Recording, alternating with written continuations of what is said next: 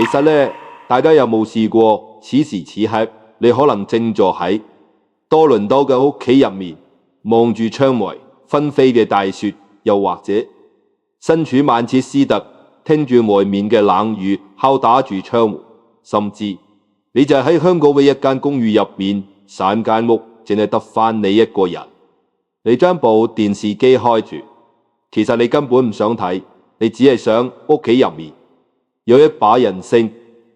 到咗夜晚瞓唔着，你打開手機嘅通訊錄，幾百個名劃來劃去，你竟然揾唔到一個係你而家真正打得落去講得出心事嘅嗰個人。唔係佢哋唔好，而係你過咗60歲先至發現，有啲名留喺度只係一個習慣，唔係一個依靠。今晚我想同大家講一句，你聽完可能覺得太過直白，人老咗最緊要嘅其實根本唔係朋友。我同你講人過60，真正靠得住嘅只有3個人，唔係你電話簿入面嗰幾百個，而係呢3個。你請安靜坐低，邊聽我講，邊睇睇你身邊齊唔齊。我哋不妨講一單真人真事俾大家聽。舊年我喺深水埗嘅一間舊式茶樓見到一個舊相識，叫做志強。志強今年68歲，後生嘅時候喺九龍灣做五金生意，一雙手粗糙到好似沙子咁。我同佢飲茶傾偈，佢就感嘆老師啊，你知唔知我呢部電話傳咗成300個號碼？佢攞住嗰部舊式手機來去，真係有300多個聯絡人。佢話我上個月住院做通波仔手術，瞓喺病床上面3日，你估下有邊個嚟睇過我？佢冇得我答，自己苦笑咗一聲個聲笑。我到今日都記得好清楚，唔係開心，而係一重極度無奈嘅自嘲，一個都冇。話說志強呢個人後生嘅時候一世仗義，邊個兄弟手頭緊，佢二話不說就借錢；邊個朋友搬屋，佢請齊一班人去幫手。過年過節，佢嗰張台最旺，叫得齊10幾20人飲茶，個個都嗌佢一聲強哥。佢經常掛喺嘴邊嘅一句話就係我志強最乸就係識人，3個九龍灣冇我唔識嘅。佢用咗13個大好年華去結識嗰300個名，佢以為識人多，呢個就係佢人生最大嘅風水局，以為將來自己有事一定有人撐住佢。我記得有一年志強擺壽酒喺紅磡一間酒樓擺咗足足5圍嗰晚，佢着住件新衫，周圍敬酒，笑到見人唔見眼。佢搭住我個膊頭講：老師，你睇呢啲就係我嘅本錢，我老咗病咗，呢班兄弟會撐住我。嗰個時候我都信佢，佢咁多朋友咁好人緣，點會冇人理？後來佢將5間鋪頂讓俾人，退休啦，冇咗嗰個鋪頭做中心，人際關係就慢慢散。一開始飯局照舊，只係冇以前咁密。再後來有人移民去咗海外，有人病咗，有人走咗，嗰本300個名嘅電話簿變成咗一本淨係得翻名嘅簿。佢仲係日日翻睇，但已經唔多得落通話鍵啦。真正打得過去嘅一指手都數得晒。佢唔捨得刪除，因為一刪佢就要承認呢個人同佢已經冇關係啦。從義理嘅角度嚟講，呢個其實係一個非常經典嘅摸瓜賭，伏瓜嘅過程繁華落盡，方見本真。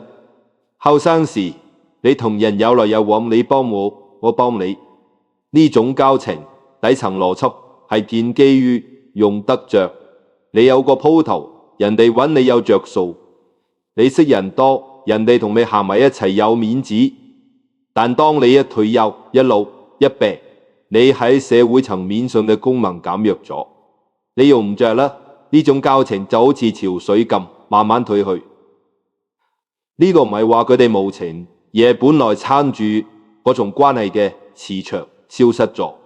志強用咗一世去經營一重建基於用得着上面嘅關係，到佢自己真正需要依靠嘅時候，先發現呢300個名根本湊唔住佢。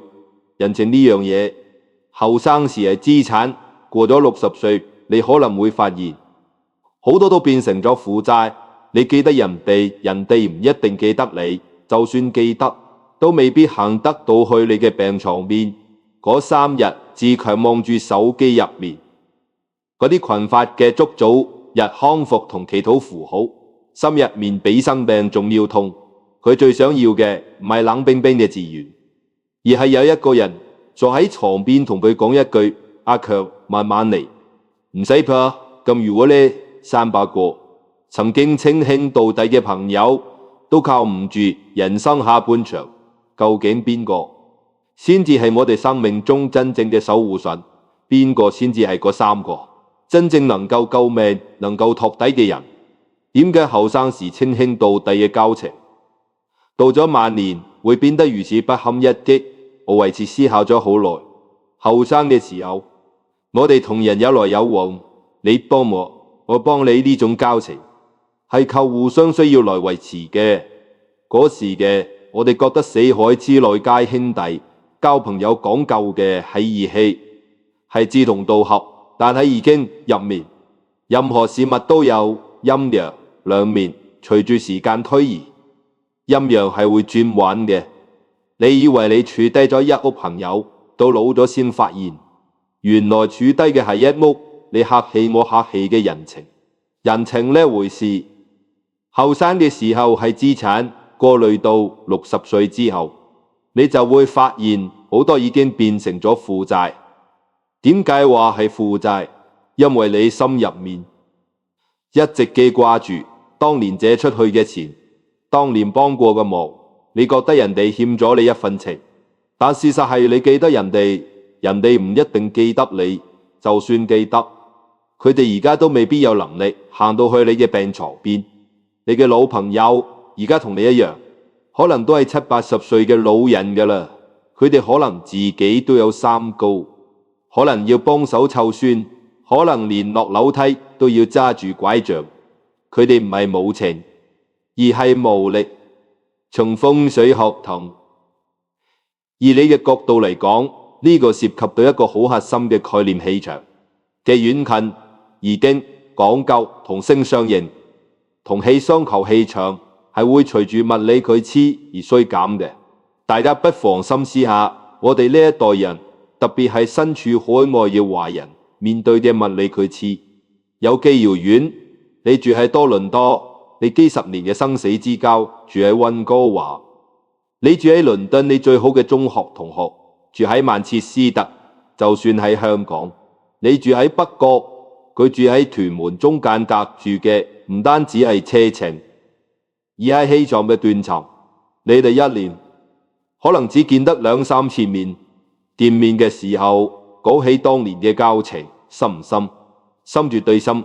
但佢知唔知你今日有冇落街買餸？唔知。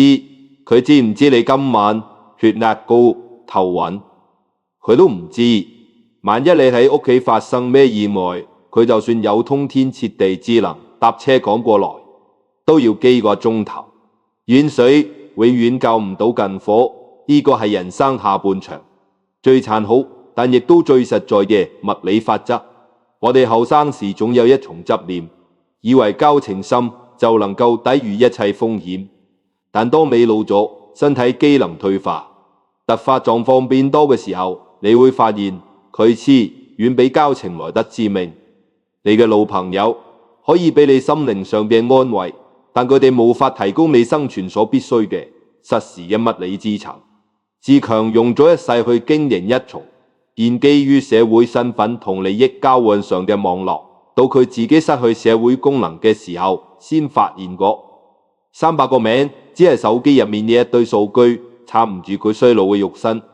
當我重用得着嘅磁場消失之後，原本嘅社交網絡就如潮水般退去，留低嘅只有孤獨。咁多份話退去，遠方嘅老友指望唔上之時，究竟邊個先至係嗰第一根能夠救命嘅稻草？邊個先至係我哋晚年真正嘅陽氣所在，答案可能平凡到令你意想不到。我頭先講嗰個真正能夠救命嘅人，答案可能平凡到令你意想不到。呢個人就係你樓下嗰個日日見到你嘅人。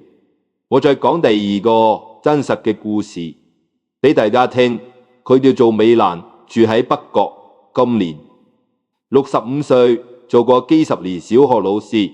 美蘭同志強啱啱相反，佢嗰部手機入面淨係得返幾十個號碼。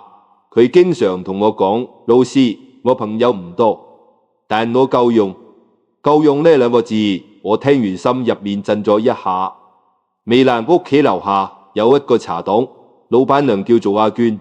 美蘭每日朝早都會落去食份多士，飲杯熱奶茶。阿娟唔係佢哋咩生死之交，兩個人認識都係美蘭退休之後嘅事。但阿娟同美蘭之間有一重唔使明言嘅默契。如果美蘭一日兩日冇落去食早餐，阿娟就會上去揾管理員，撻佢道門。呢個約定係點樣來嘅呢？原來有一次真係出過事。有一日朝早，美蘭喺屋企起身，突然一陣頭暈，3個人跌咗喺洗手間入面，起唔到身。佢趴喺冰冷嘅地磚上，足足趴咗一個上午。佢對天不應，掉地不靈，想撐起身，卻一點力氣都使唔出。屋企入面只有佢一個人。佢後來同我回憶起嗰件事，我都覺得心寒。佢話佢望住洗手間嘅天花板，腦海入面閃過好多人嘅樣，幾十年嘅老同學，以前一齊教書嘅舊同事。佢諗，如果而家有個人喺度就好啦。但佢心入面好清楚，呢班老朋友一個都救唔到佢。佢哋根本唔知佢出咗事，就算知，又趕到另一邊或者九龍趕過來，又要揾人爆門破閘，最快都要1個多鐘頭。佢嗰一刻最驚嘅唔係跌倒，而係驚冇人知我會唔會就咁樣喺度趴到死咗幾日之後先被人發現。好彩最後救佢一命嘅就係樓下賣奶茶嘅阿娟。阿娟嗰日朝早覺得唔對路，平時美蘭9點幾就會落嚟食多士，嗰日沖好嘅奶茶都攤凍晒，都未見人。阿娟心諗唔好，立刻放低檔口嘅工作，走上去揾管理員開門。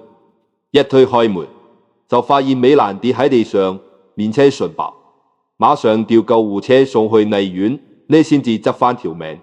嗰一刻我先至真正明白，美蘭同我講嘅救命亦唔係交情，係佢黐。各位朋友從易經陰陽風水嚟睇，呢個叫做同氣相求，近水樓台。你嘅老朋友交情再深，嗰啲係虛嘅氣，而樓下嗰個你叫得出名，每日留意到你面色好灰嘅人，先至係實實在在嘅陽氣。你同幾十年嘅老友交情深唔深？深，但佢唔知你今日有冇落樓。阿娟呢？美蘭連阿娟屋企有幾多個人都唔知，交情淺唔淺？淺，但阿娟日日見到佢，2日冇見就覺得唔對路。交情淺，但佢黐近。人到呢個年紀，佢黐比交情重要。呢個就係人過60最殘忍亦都最實在嘅真相。救得到你嘅唔係你最熟嗰個，而係黐你最近嗰個。所以我哋人生下半場3個靠山入面嘅第一個，唔係血濃於水嘅遠方親戚，亦唔係幾十年嘅生死之交，而係日日見到你嘅嗰個人。樓下嘅保安員、茶檔嘅老闆娘、隔籬屋嘅師奶，你可能連佢哋嘅全名都唔知，但佢哋先至係你真正嘅救命草。如果我哋將人生下半場嘅安穩緊緊寄託喺街坊鄰里嘅守望相助上，咁我同外面嗰啲淨係識講大道理嘅人又有咩分別？我真正想同大家探討嘅第二個人，其實貼身得多。呢個人此時此刻可能就坐喺你嘅隔離，又或者佢已經唔喺此處，3間屋淨係得返你一個人。呢第二個靠山就係你嘅老本。我講呢個話題嘅時候，必須要好小心，好溫和咁講。因為老師好清楚，此時此刻喺熒幕嗰邊聽我講嘢嘅朋友，有好多人嘅老本其實已經走先一步。我同大家講句老實話，我自己嘅老本仲喺身邊嘅時候，我經常嫌佢煩。佢煮飯嘅時候問我今晚想食咩，我總是頭都唔抬，咁話求其啦，隨便啦。佢同我講起邊個親戚又有咩事，我會一擺手話得啦得啦。我趕住出去同人飲茶，每逢天氣轉涼，佢叫我着多件衫，我心入面總係覺得佢囉嗦，甚至會回一句我都幾10歲人啦，邊度會凍親？嗰陣時嘅我哋啊，總係覺得呢一切都係理所當然嘅。我以為佢會一直喺度，日日問我食咩，天天嫌我着得少。我同大家講多一樣生活入面嘅小細節，佢有一個習慣，幾10年來每朝早起身嘅第一件事就係為我沖一杯熱茶，沖咗幾10年。我飲開遍一指茶葉，呢隻茶葉要焗幾長時間，要弄一點還是淡一點，佢全部心領神會。佢每日只需一眼望過去我塊面，就知今日呢杯茶要點樣沖。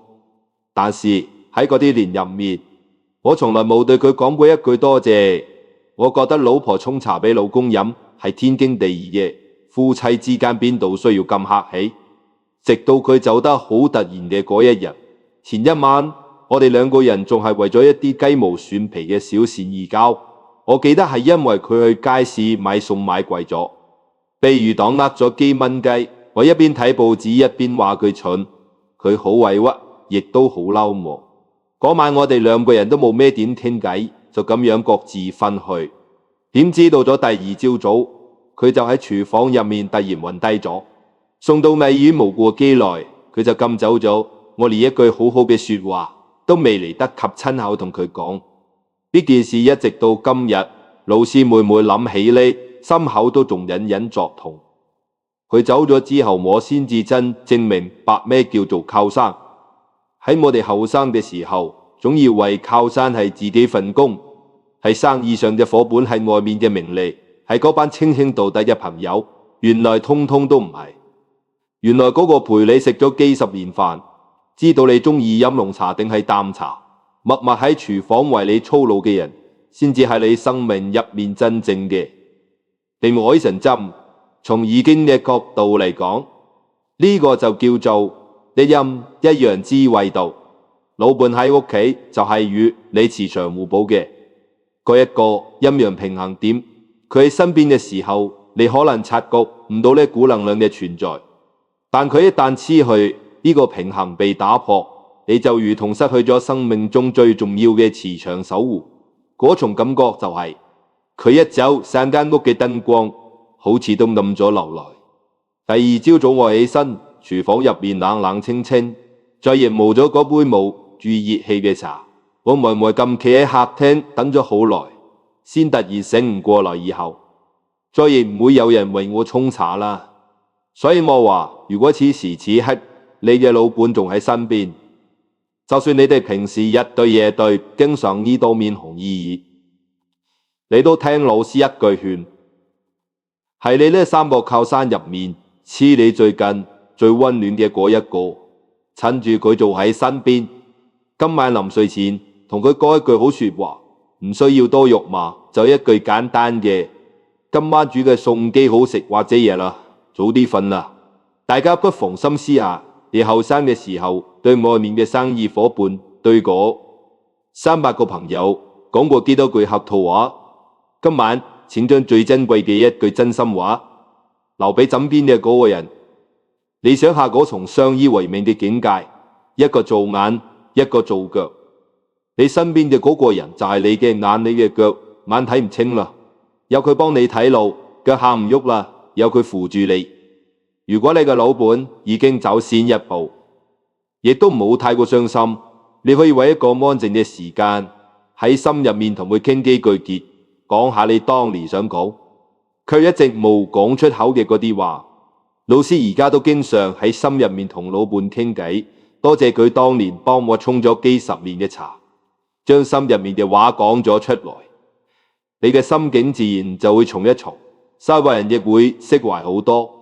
當我哋學會咗珍惜身邊嘅伴侶，或者已過去嘅遺憾和解之後，接下來我哋就必須面對人生下半場最核心，亦都最無法逃避嘅第三個人。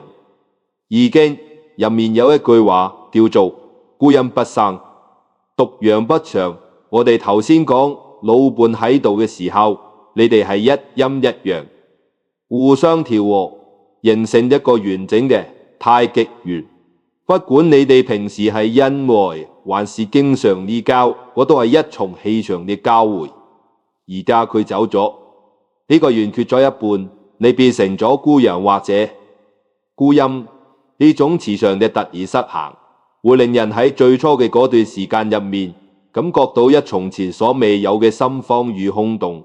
我記得我老伴啱啱走嘅嗰大半年，我成個人好似失去咗重心，白晝出門行到街市，下意識咁就會行到佢平時最中意幫襯嘅嗰檔魚煲仔，正想開口叫老闆留條靚魚，突然醒起嗰個最中意食魚嘅人已經唔喺度啦。嗰種感覺唔係嚎啕大哭，而係一把鈍刀喺你心口慢慢感覺。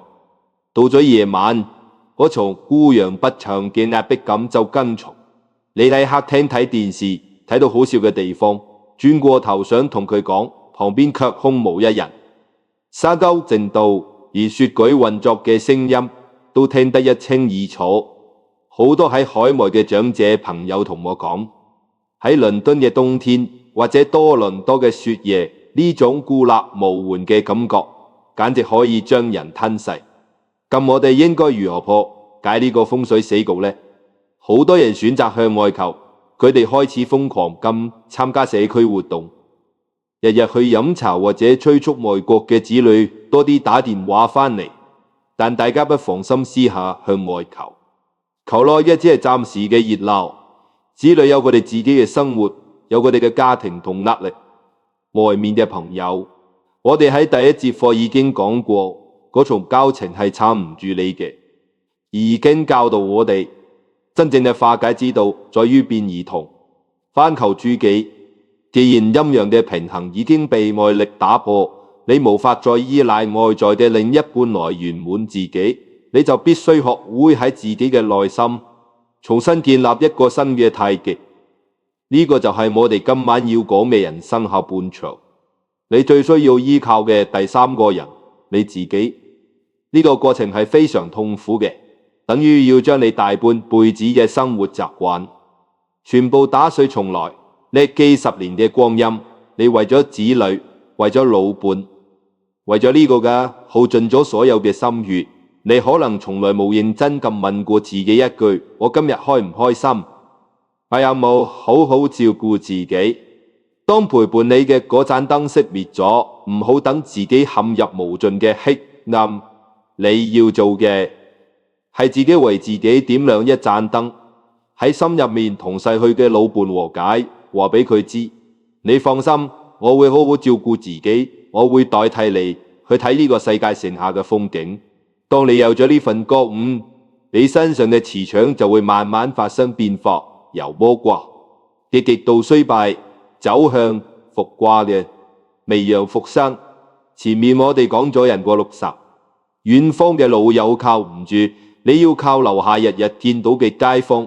老伴係你嘅定海神針，但如果呢根神針唔喺度啦，你應該點算？易經乾卦有一句我哋都耳熟能詳嘅話：天行健，君子以自強不息。好多人以為呢句話係教後生仔去拼搏去賺錢，其實唔係嘅。老師同你講，呢句話用喺我哋60歲之後嘅長者身上先至係最透徹嘅。咩叫自強不息？就係當外界嘅陽氣、身邊嘅依靠都漸漸沒落嘅時候，你要懂得喺自己體內生出一股生生不息嘅元氣。呢股元氣點樣生？就係由善待自己開始。我哋呢一代人啊，特別係做父母嘅，習慣咗犧牲。你回想下，你照顧咗屋企一世，湊大咗仔女，做完一世嘢，後生時將最好嘅嘢留俾父母，中年時將最好嘅嘢留俾仔女。到咗而家，仔女長大啦，飛去外國啦，或者喺本地都各有各忙。你一個人去街市，望見一條生猛嘅靚魚或者機子大蝦，你心入面第一個念頭係咩？哎呀，太貴啦！我自己一個人食，求其買火菜煮個麵就算啦。等過時過節，仔女放假返嚟，我先買條靚魚煮俾佢哋食。各位朋友，有冇呢回事？你係唔係經常咁樣同自己講？如果有，老師今晚要嚴厲咁同你講一句，請你馬上停止呢種自我嫌棄嘅想法。你以為呢個係節儉，你以為呢個係偉大嘅母愛父愛，但係以你嘅磁場入面，呢個係一重極度消耗自身元氣嘅行為。你連一條靚魚都唔捨得買俾自己食，你喺潛意識入面就係喺度話俾宇宙知，話俾你嘅身體知，我唔重要，我唔值得好嘢。一個連自己都唔肯好好錫嘅人，身上嘅氣場係灰暗嘅，係萎縮嘅。呢種萎縮嘅磁場最容易招惹疾病同厄運。所以老師教你一個最實在嘅，取得被控制法。聽朝一早你就去實踐。你聽日行去街市，唔好諗仔女幾時返嚟，唔好等咩大時大節，你就去買一樣你平時唔捨得買，淨係留俾仔女返嚟先煮嘅嗰樣餸。可能係一條上好嘅東星斑，可能係半斤新鮮嘅海蝦。你買返嚟，用心洗乾淨，清蒸也好，白灼也好，舒舒服服咁坐喺餐桌前煮俾自己食。你要喺心入面同自己講，我辛苦咗一世，我而家就值得食呢條靚魚。呢個唔係自私，呢個係你應份嘅。一個肯為自己買條靚魚嘅人，先至係一個真正懂得聚攏自身元氣嘅人。當你開始覺得自己值得，你身上嘅磁場就會變得明亮。你會發現，原來就算係一個人食飯，都可以食得好滋味。原來冇咗外在嘅熱鬧，你依然可以將日子過得閃閃發光。除咗食得好，今晚臨睡之前，你仲要對住鏡入面嘅自己講一句話：我今日照顧好自己未？有冇好好睡一覺？有冇因為身體嘅痛楚而嫌棄過自己老呢？人老咗，機器自然會退化，有關節痛，有老花眼，呢啲都係天道循環。唔好嫌棄呢副陪咗你幾十年嘅皮囊，你越係接納佢，佢嘅氣血就越順暢。你將自己照顧好，唔俾仔女添麻煩，呢個就係對家庭最大嘅貢獻，呢個亦都係你自己最大嘅風水。記住，你先至係自己人生下半場最靠得住嘅嗰個人。當你明白咗呢一點，做到咗呢三件事，向近睇，向伴睇，向內睇，你嘅人生下半場就絕對唔會孤立無援。人生過咗60歲，其實就好似已經走到咗一個新嘅循環。我哋前半生追求嘅嗰啲虛無縹緲嘅人脈同客套，喺歲月嘅洗禮下，終究會如潮水般退去。大家一定要記住老師今日講嘅呢三個人。第一，係樓下日日見到你嘅街坊，遠水救唔到近火，交情再深嘅老友都唔如每日能察覺你面色好胚嘅鄰居。人生下半場，佢似比交情更重要。第二，係留喺屋企嘅老伴，呢個係你生命中最重要嘅陰陽平衡點。不管平時有幾多囉嗦同埋怨，佢都係你最暖嘅靠山。趁住人仲喺度，多留幾句真心話俾枕邊人。若人已唔喺度，要喺心入面學會和解同感恩。第三，亦都係從頭到尾都唔會黐開你嘅，就係你自己。唔好再為咗成全別人而委屈自己，去街市買一條靚魚俾自己食。呢個唔係自私，呢個係自強不息，係你為自己聚弄元氣嘅修行。講到呢度，老師想同大家做一個更深層次嘅探討。我哋好多人學易經睇風水，總以為風水係外在嘅擺設，係放一個聚寶盤或者掛一面八卦鏡。但其實福人居福地最好嘅風水始終係人心。我哋學習易經唔係為咗迷信，而係為咗明理。明咩理？因果之理，明宇宙循環之理。我哋常說，萬法皆空，唯因果不空。你喺人生下半場能唔能夠逢凶化吉，靠嘅唔係你去算命求神，而係你平日你積累嘅善念同修為。古人講，積善之家，必有餘慶。喺我哋呢個年紀，最好嘅積善方式係咩？其實好簡單，分享智慧，本身就係一重最高級嘅布施。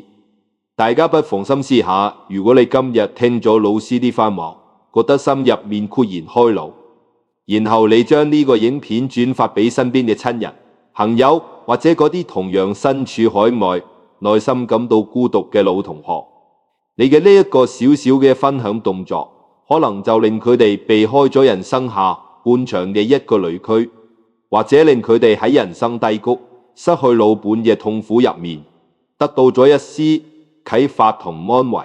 呢個便是無量嘅功德。你嘅每一次善意分享，其實都係為你自己、為你嘅子孫累積無形嘅福報。